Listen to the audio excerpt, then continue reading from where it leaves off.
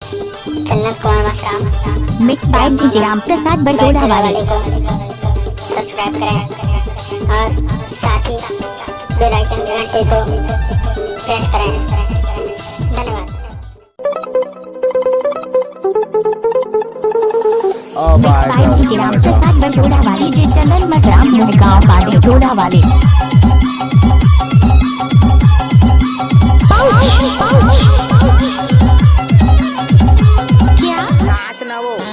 mix by DJ Ram Prasad Bargoda वाले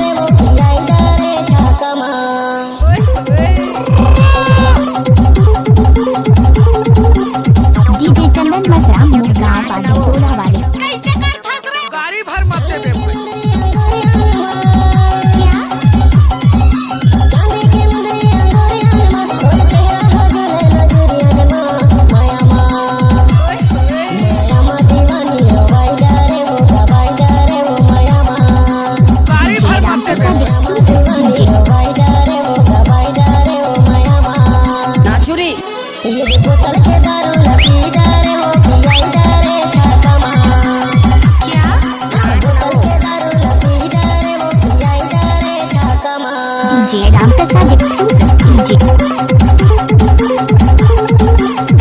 DJ चंदन मशराम मुनगांव वाले गोड़ा वाले mix by DJ Ram Prasad Bargoda वाले